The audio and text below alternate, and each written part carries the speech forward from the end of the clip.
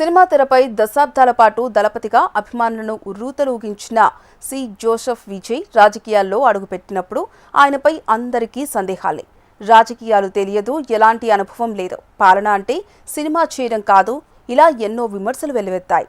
కానీ తమిళనాడు ప్రజలు ఆయనకు అవకాశం ఇచ్చారు.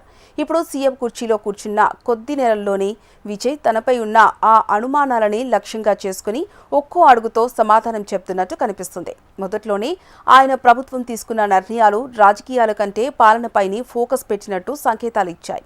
బాధ్యతలు చేపట్టిన వెంటనే 200 యూనిట్ల ఉచిత విద్యుత్ ప్రకటనతో కోట్లాది కుటుంబాలకు నేరుగా ఊరట కలిగించారు. అదేవిధంగా ప్రతి జిల్లాలో యాంటీ డ్రగ్స్ టాస్క్ ఫోర్స్ ఏర్పాటు చేసి మాదక ద్రవ్యాలపై కఠిన చర్యలకు శ్రీకారం చుట్టారు.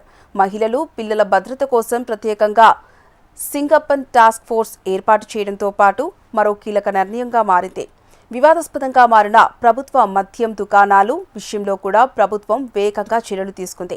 దేవాలయాలు, పాఠశాలలు, బస్టాండ్ల సమీపంలో ఉన్న దుకాణాలను దశల వారీగా మూసివేయడం ద్వారా పాలనలో కఠినత అనే సందేశాన్ని బలంగా పంపింది.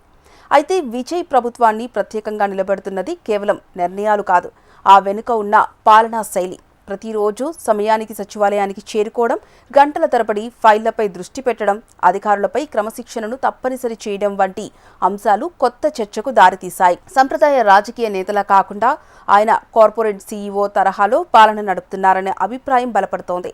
అంతేకాదు వ్యక్తిగత అలవాట్లు కూడా ఈ కథనంలో భాగమయ్యాయి.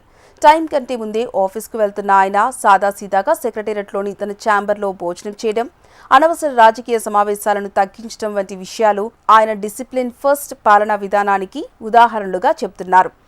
అధికార వర్గాల్లో సమయపాలనను కఠినంగా అమలు చేయడం కూడా అదే దిశలో సంకేతం.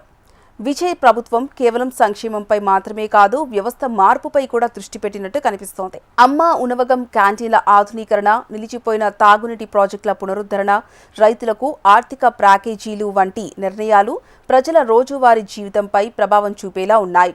అదే సమయంలో ఆర్థిక పారదర్శకత కోసం ఫైనాన్స్ వైట్ పేపర్ విడుదల చేయడం కూడా చర్చనీయాంశమైంది. రాజకీయంగా చూస్తే కేంద్రంతో ఆయన వైఖరి కూడా సమతుల్యంగానే ఉంది. ప్రధానమంత్రి నరేంద్ర మోదీతో భేటీ, నీతి ఆయోగ్ సమావేశాల్లో పాల్గొనడం ద్వారా తమిళనాడు ప్రయోజనాలను బలంగా వినిపిస్తూనే కేంద్రంతో విభేదాలను పెద్దగా పెంచకుండా ముందుకు సాగుతున్నట్టు కనిపిస్తోంది. మరో కీలక అంశం అవినీతి వ్యతిరేక చర్యలు. హెచ్ఆర్ అండ్ సిఈ శాఖకు చెందిన పలు ప్రాజెక్టులను రద్దు చేయడం, పర్యవేక్షణ వ్యవస్థను కఠినతరం చేయడం, కాంట్రాక్ట్ వ్యవస్థపై నియంత్రణ పెంచడం వంటి చర్యలు ప్రభుత్వ ఉద్దేశాన్ని స్పష్టం చేస్తున్నాయి. అయితే ఈ కథ ఇంకా పూర్తి కాలేదు. కొన్ని ఎన్నికల హామీలు అమలు దశలోనే ఉన్నాయి. ప్రతిపక్షాలు మాత్రం ఇంకా అనుభవ లోపం, పాలనా స్థిరత్వంపై ప్రశ్నలు లేవనెత్తుతూనే ఉన్నాయి.